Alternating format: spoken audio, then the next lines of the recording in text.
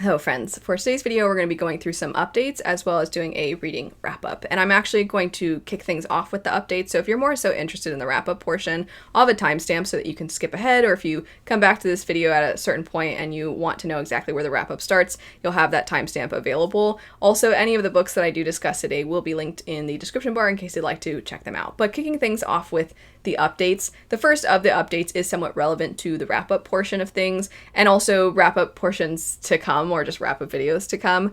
So I had asked in the previous wrap-up I did, what is your feedback or what are your thoughts about how I should structure my wrap-ups, because I know a lot of people do a more overview style. They discuss all the things they picked up in that month at the end of the month. And I do really like that style and that approach, but I find that because I do so many videos and I do a lot of new fantasy releases wrap-ups, or if I really feel I have a lot to say about a book, I'll just do a dedicated review for it, that come the end of the month, it just feels a little too repetitive for how I structure the rest of my videos and my channel. It just feels a little too repetitive to then once again be talking about a lot of the books I've already talked about. And so I was asking all of you, do you still like, though, having the overview style at the end of the month, or would you prefer I structure my wrap-ups the same way I do my new fantasy releases, which is that I have 3 books that I haven't had a chance really to talk about all that much, or maybe I talked about it here and there a little bit, but I haven't been able to go as in-depth? Do you want me to do that same style where I take those 3 books, discuss them, and then I can go a little more in-depth as well than I would in an overview style, or would you prefer the overview style? And the majority said they like the idea of doing wrap-ups in the same way I do new fantasy releases. So that's the style I'm going to do moving forward. If at some point I have talked about reading a certain book, and I maybe have even said I've read it, but I haven't talked about it yet, either I just haven't gotten around to filming the wrap-up, or I have a dedicated video in mind where I am going to go more in depth. The 3 books that I will be discussing today in a wrap-up would be A Fire Endless, The Near Witch, and Poison Study. Kind of on accident, I feel like this turned out to be a very fall-themed reading wrap-up, because I feel all of those are actually decent picks for this time of year, which we'll get more into in the wrap-up portion. But I wanted to start the updates by saying a huge thank you, first off, to all of you for giving me feedback, and then also that is what wrap-ups are going to be like moving forward. A few other updates that we'll run through pretty quick. One of them is that over on my side channel, I have been doing fairly regularly some reading sprints. If you're interested in joining those, usually I have on my community tab when I'm doing them. So you don't have to be reading the same things that myself and my friends are reading. You can be picking up whatever you'd like. You can just treat it as a productivity sprint, or you can just come hang out with us if you feel like it. But I specifically have started making videos that are kind of the Pomodoro read with me, study with me style, or it's just a 30-minute timer. I've done it for kind of very, very calm jazz music, very, very calm piano music, and then we have another one that's much longer and it's more kind of fantasy adventure sounding music. And I have a few of those that I've made. I do want to make more of them, but I've been using these in the sprints.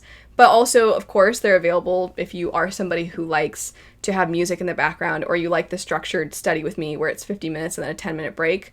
2 of the 3 I've made so far are half hour and it's just the music, and then the one is 50 minutes, 10-minute break, 50 more minutes. So if that's something that you like to use for productivity reasons, those are available. I'll have them linked, but I do want to make more of these. So if you have any of your own suggestions for what you'd like to see, let me know. I kind of want to do a very fantasy intense one where it's a little bit maybe more for like writing inspiration. If you yourself are a writer, I think that would be a lot of fun.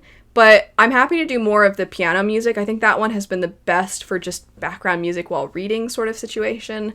But let me know if you have any suggestions. I'd be happy to try to make some more of those. And also, again, if you want to join the reading sprints, then you are more than welcome to. I'll have my current schedule of when they're going to happen in the description bar. And I think it's a nice way to segue into talking about some of my works.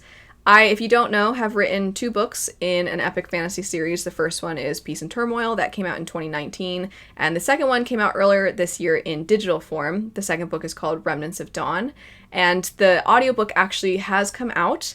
The last time I checked in about this, because I do talk about my book very sparingly, because I much prefer to talk about other people's books on this channel than my own, but for those of you that appreciate having updates here and there, I wanted to check in and let you know that the audiobook is available.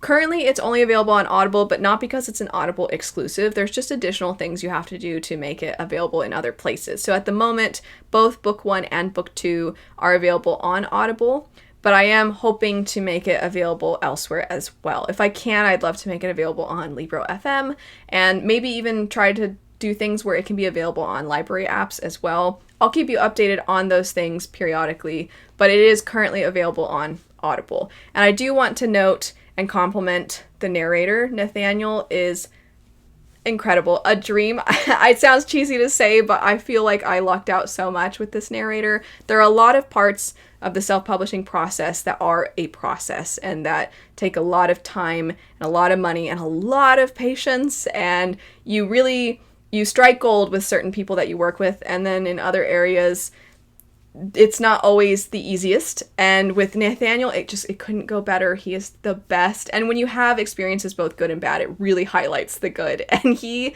for both the first and the second book, has been one of the parts of the process that has been the most surreal, the most, oh my gosh, pinch me kind of moments. And hearing the characters come to life in his narration, it just means so much, especially because he puts so much into it. Not only is he great at what he does, and he's very talented and he's very skilled, but he puts a lot into with everything you can want in an epic fantasy story. There's so many different characters, there's so many different places, and he really ensures that he has the characters, not only they have different tones of voice or they have different accents, but he ensures that if this character comes from this place, that it makes sense that the other characters from that place also have a similar way of talking, and he has carried that from book 1 to book 2, and he's just really, really diligent, and he's really fantastic. And it was also, speaking of surreal, it was exceptionally surreal because I mentioned in the past, earlier this year, I picked up Grave Empire by Richard Swan. It's a new fantasy release, which is great. And it was so cool because when I went to start it, I had the audiobook, and when it mentions the narrators at the beginning, I was like, wait a second, that's my narrator. And I just got so excited because he deserves all the best in his career, and it's just great to see him flourishing. So even if you, I don't know, obviously maybe if you're interested, check out my books, but I was going to say if you're not that interested in my books, but you like good narration, then check them out just for him. But maybe if you like epic fantasy, maybe there's a chance you'll like my books as well. But point is, Nathaniel is exceptional. So I really, really wanted to hype up him and also give you the update that the audiobook is available. And I am working toward trying to make sure that the audiobook is available elsewhere for those of you that prefer to support different audiobook services. The other thing I wanted to know about my book is that I said it's available in digital form, and then also now we have the audiobook. Very soon, I plan to have the physical copy available as well. I know for myself, I prefer physical over digital, so I'm sure for some of you, you're in a similar boat and maybe you want to check it out, but you're waiting for the physical copy, and it should be coming out very soon. I have the author copy for the paperback, so kind of reverse order of what typically happens. I will likely have the paperback available before the hardback, but I do plan to have the hardback available soon as well. I just need to get an author copy for that, and I wanted to get the author copies before enabling distribution so I can make sure that everything looks okay before it's available to all of you. But because I have the physical copy for the paperback, I thought I'd show you all what it looks like, and it's really exciting, of course, to have the physical copy. But before I show it, I just wanted to hype up another individual who I've worked with, which would be Ari. Ari is amazing. He is so nice as well, and he is so receptive. He is great at asking, what is it you're looking for? What do you want? You describe it all to him. He makes sure we're on the same page. He starts working on it. He checks in. How does this look? How's this? Would you like any adjustments? And then when you give him your feedback, he incorporates it. Similar to what I was saying about Nathaniel as a narrator, Ari is everything you could want out of an artist that you're working with. He is fantastic, and his level of skill is astounding. He recently just did a Full Metal Alchemist piece, and it was so cool. He has such a distinct style, too, and I just found it was such a pleasure to work with him. I've hyped him up before, but I wanted to hype him up again. He actually did one of the illustrations that's on the interior that you'll see if you pick up the book, but the front, it's incredible because he is more so self-described as a character artist. And I asked for quite a bit that's not just character focused. And the fact that he was able to do something outside his comfort zone, that he was willing to, and also did such an incredible job, just speaks to how incredible of an artist he is. On that note, though, I thought it would be fun to show now what the art looks like on the actual copy. So if you get a paperback, this is what it's going to look like. The artwork is here on the front. And then as you go into the spine, the artwork continues into the spine, but then also similar to book one, the main image from the front is going to be on the spine here. And also, speaking of spine details, I know for myself, I prefer when the number in the series that the book is actually present on the physical copy, especially on the spine. So I made sure the first book has a 1, the second book has a 2 up here, and then the artwork goes on the second book, it actually goes all the way from here into the back. So a huge thanks to him again. I will be curious to see how it all works out on the hardback, because of course that's a sleeve, so I'll have to look into the details because there's a few things that'll be different about that. But regardless, Ari did an incredible job. So I'll have both him and Nathaniel linked in case you'd like to follow either of them or both of them. They deserve, if you have the means, you should follow them if you have those apps and whatnot. But if you are interested in getting a physical copy, I will keep you in the loop. I'll be updating you. It might not be anytime soon here in a video, but at the very least, I'll try to have something in the community tab if you are wanting to be kept in the know. And then also I have a tendency to more regularly update my patrons about this kind of stuff.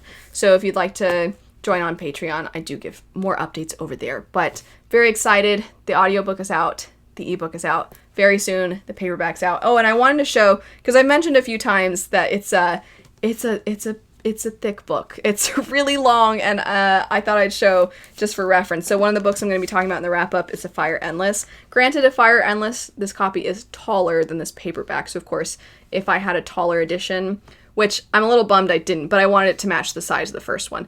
But if it were a little taller, it probably wouldn't be quite as fat, but it's still fat. It's still a real fat, thick book, and I mean, it's epic fantasy. There's a lot to say. There's a lot to get through. There's a lot of characters, and there's a lot of places. There's a lot of building. And one other thing I'll say, because I think a lot of times people assume trilogy. This is not going to be a trilogy. If you pick up the second book, I think it's pretty clear that there's not one more book in store. But the exact amount of books in the series, I don't have the exact amount because I want to ensure that I don't ever commit to a certain number and then go, oh, oopsies, and then write more, or hold myself to I have to write this amount, and then cut things or feel like I have to fill things in that I wouldn't necessarily. I just want to always ensure that there's a little bit of flexibility for what the story needs. So it's not a trilogy in case that was the impression. There will be definitely more than 3 books. But anyway, all the information in the update section that I've had, I'll have in the description bar in case you'd like to reference back to it. All of that said, let's segue now into the wrap-up. Starting out with the Near Witch, this was a very interesting reading experience, as this was actually the first thing V.E. Schwab ever wrote. Not necessarily the first thing that a lot of us came to know her through, or maybe even her first published work. But like a lot of authors, when they reach a certain level of success, a lot of times people want to know, what was the origin? What was the first story? What was the thing that sparked this writing endeavor that has turned into a passion, that has turned into a career? And as such, this is where the Near Witch kind of found its origin in publishing. And it was very, very fascinating to go back and see where V.E. Schwab's writing began. That said, I think that knowing its origin helps in managing expectations. Because after reading, because she does an introduction herself, at least in the copy I have, where she kind of explains that this was how the story came to be in its published way. And having that, it's like, oh, okay, so I can go into this knowing that this isn't necessarily the V.E. Schwab that many of us have come to really, really have as a household name at this point. And it shows. That's the point I'm kind of trying to get at, is this very much feels like this was her first idea, kind of actually putting the idea to pen and paper. The setup is that you follow this young woman named Lexi, who lives in this area where it's kind of like this rural community, and it has a lot of lore to it. But you kind of are trying to differentiate what maybe was real in the past and what wasn't. And some people believe in witches, and there's a specific witch from the past that some people think that the telling of her is more so just this sort of scary tale that you relay to your children, and then other people maybe believe more so that it was real. There are some individuals in this rural community that seem to be witches themselves, but Lexi has always had this appreciation for, at the very least, a lot of the stories her father told her, and she is willing to be a little bit more open-minded. However, some others in her village, less so, and this is especially true when some children have gone missing, and this happens to coincide with the arrival of a newcomer, and because of this, the village immediately has tensions high, and they are looking for this newcomer who is trying to stay away and just stay safe, while also trying to kind of figure out what's happening to the missing children, and more children continue to go missing, and this pulls Lexi in, as she herself has a younger sister, and she's very fearful for her. I do think that the writing itself, for being a very, very first, I'm just kind of trying to get used to the writing of a story and actually kind of get the writing muscles going. I think that the writing itself was quite good, actually. There was a few things that I tabbed as like, I really liked the way that was worded. I really liked the way that was described. And it's also fun to kind of get a peek at where this slightly more sinister, I always describe V.E. Schwab as there's like this undercurrent of something sinister lurking beneath within her writing. Whether it's a slightly more fantasy heavy series like Shades of Magic, or it's a more reflective story like Addie LaRue, even though they can be so different from book to book in their characters and in the plots, I do feel like there's something to her voice as a writer that is very distinct.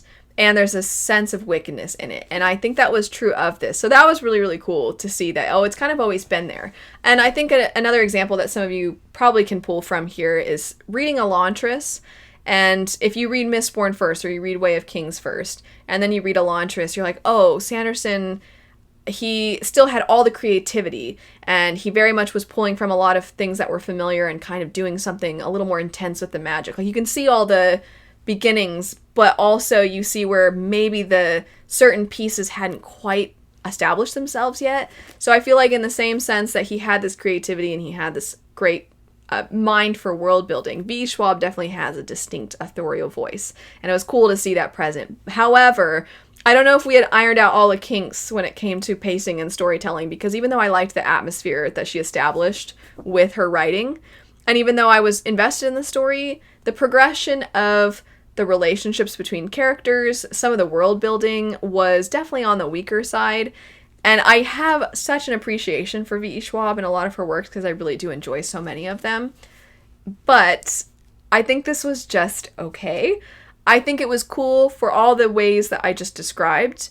But if I had picked this up and I didn't know who V.E. Schwab was, I hadn't read the preface at the beginning, if I just picked this up, I would think it was just kind of okay and kind of forgettable. Not upset I read it, just not ever going to be my favorite thing by V.E. Schwab. Speaking though of authors with great authorial voices, next up we have A Fire Endless. This is the sequel and the conclusion after A River Enchanted. Rebecca Ross, this is the 5th book I have tried by this author. I have completed 4 at this point, and I actually DNF'd another book that I didn't dislike. I did a whole video dedicated to what I kind of called like hits and misses, or masterpieces to flops. The idea being how we can love something by a certain author and then we can pick something up and it doesn't work for us at all, even though we liked this other work so much. And I mentioned with Rebecca Ross, of all the ones on the list that I was going through in that video, hers is the one that I would be most likely to try again. The book specifically was The Queen's Rising, or A Queen's Rising, in that I didn't have anything about it that was off-putting. I wasn't annoyed by the book or anything like that. It just wasn't really working for me, and so I ended up DNFing it, but I would be willing to give it a try. But part of the reason is because this author just has such an enchanting, beautiful writing style. But when I hear enchanting and beautiful, I tend to think a little bit more purple, a little bit more abstract, and I don't necessarily think that that is accurate for Rebecca Ross. I just think she utilizes language in a way that's very evocative. She's very good at being able to describe something not in a nonsensical way where you're like, I don't really know what this means, but I like how it sounded. It's not that kind of writing. It is all written in a way where everything makes sense, but you every now and then you just sit back and you're like, I would have never thought to have used that word for this, but it obviously works, and I absolutely 100% know what she's describing, and I can visualize it and I can almost feel it. So I think she's great at capturing the scene, capturing the feelings of the characters, capturing the environment. And the environment in this, I think, is very, very well done.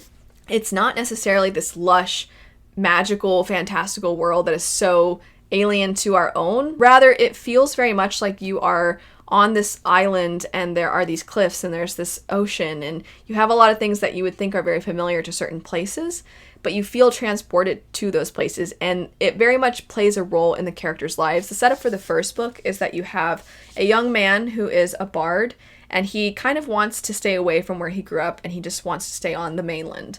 However, home kind of calls him back, and he is tasked with performing for the spirits of the island, which are somewhat like fae in a sense.